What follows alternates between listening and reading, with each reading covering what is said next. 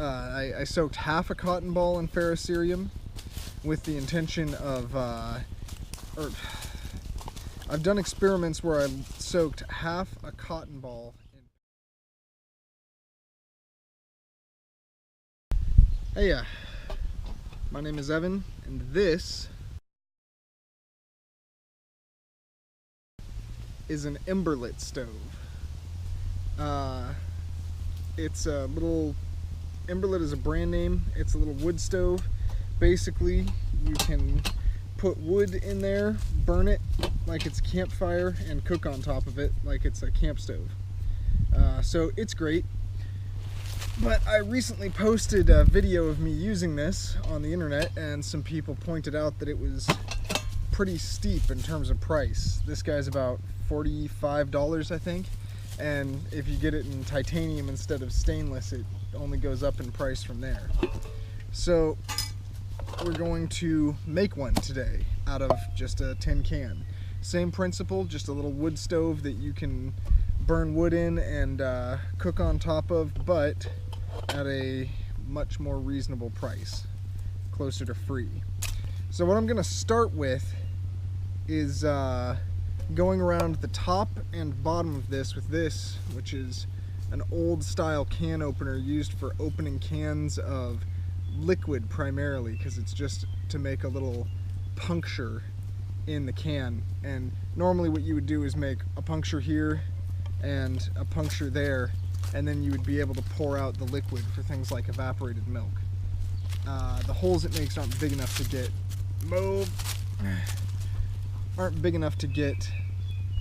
That's not food. That's not food. Stoves aren't food. The holes aren't big enough to get the yams out of, but I'm starting by putting the holes in so that the lid provides support for the outer rim, and that should make it easier to punch the holes in. I'll just drain off the syrup into my cook pot, assuming my goat isn't too busy licking it. This is Victory, the pack goat in training. It's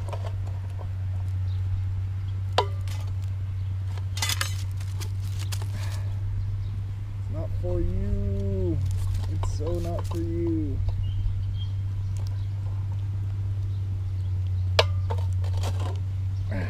No, no, no.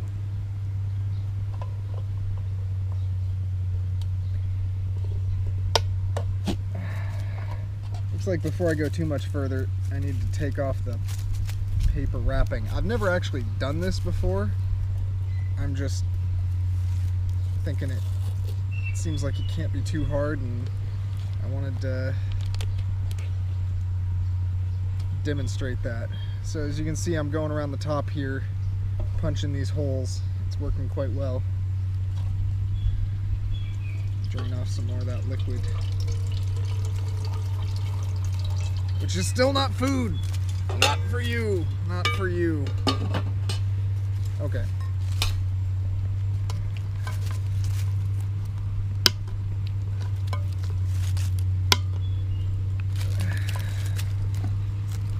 Too close.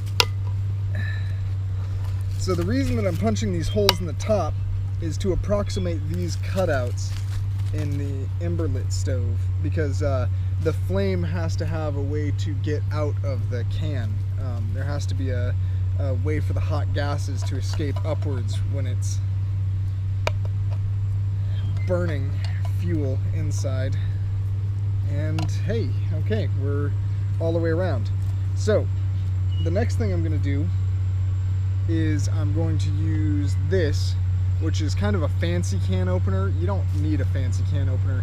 I just like this one because it can open the can without making any sharp edges.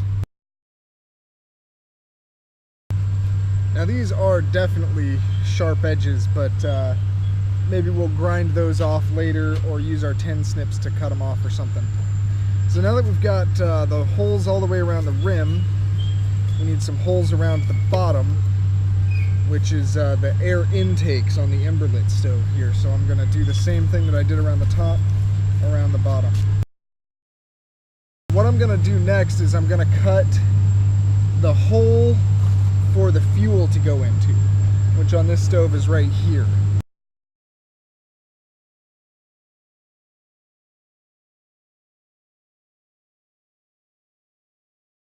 I'm gonna go around the inside to try and cut off those real sharp points.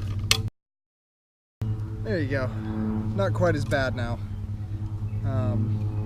Still wouldn't want to like stick my hand in there, but I don't think it's that big of an issue. All right, so there's our stove. It's all finished up.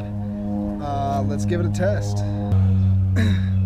Okay, so the method with one of these stoves is we get some Kindling, which we're going to be using some very thin, nice dry sticks for this. And what I usually do is I break them off a little longer than the height of the stove so that they can stand up in there.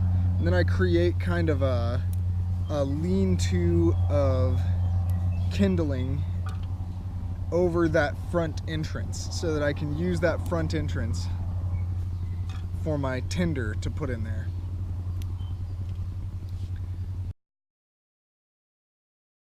We've got our real little kindling. Hey, not acceptable. Not acceptable behavior, buddy. We've got our... Don't stand on the phone. No, I'm not going to engage with you. We've got a real little kindling. Hey, that's not cool. We've got our very small kindling in here. We want to have some thicker kindling as well to catch the light once it's ready to go. Once the small kindling takes off. And that way we can get a nice bed of coals in there that'll be able to light our big stuff once we actually get the fire going. So for tinder today, we are using, hi sunshine. For tinder today, we're using jute twine soaked in paraffin wax. And I have found this to be the best tinder. Hi, buddy. But they look at me and they don't forget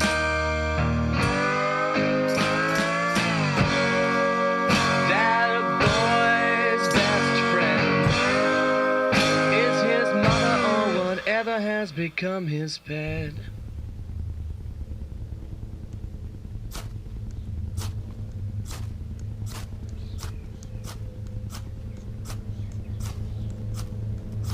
There we go. And we'll get that guy in there real quick to light the other pieces. And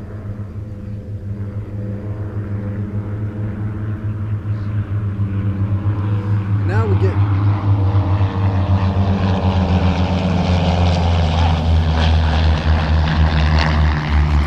That's cool. Huh. Neat. Okay. Back to the fire. This is another one of my favorite pieces of equipment. This is a pocket bellows. I think if you just Google pocket bellows, you'll be able to find it online.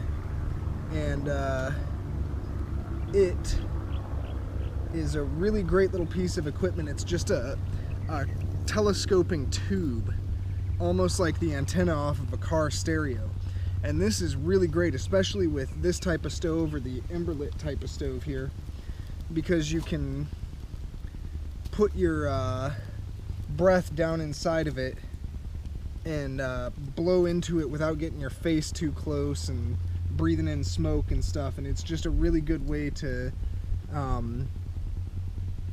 get a fire going really nicely.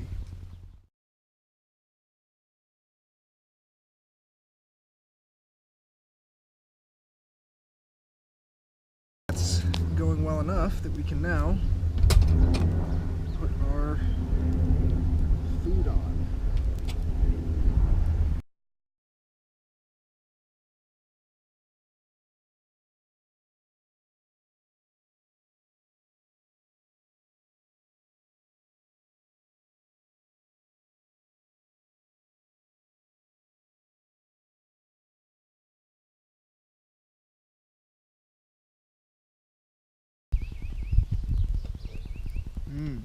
Wow. I would recommend using a pan with a cover for this, not only because it helps to make your pots more efficient if you have a lid, because it keeps all of this heat that's currently escaping as steam from escaping. It also prevents ashes and embers from getting into the top of your pot and getting into your food.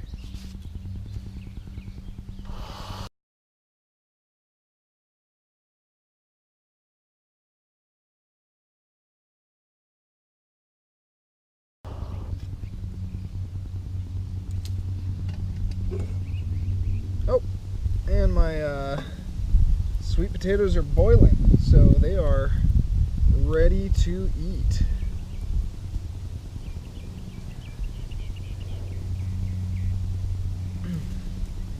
You can also see that in the course of cooking this, I've generated very little ashes or other trace of my being here. There's just a few little sticks worth of ashes and embers that once these go out and once this all burns down, there's going to be almost nothing to bury. So it makes much less waste and trace than a standard fire pit or fire ring, which is great for those of us who like camping light and not carrying a bunch of fuel, but also practicing leave no trace.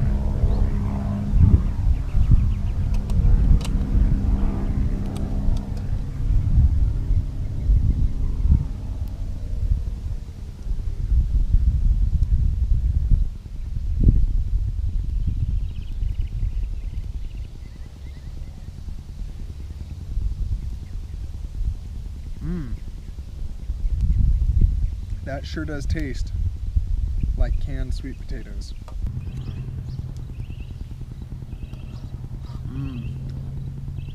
Tastes very orange.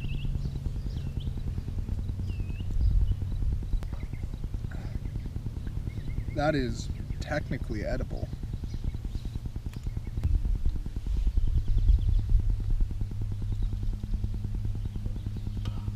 Well, now that that's all done, I think I'll serenade you with some tin whistle music. That boy's best friend is his mother or whatever has become his pet.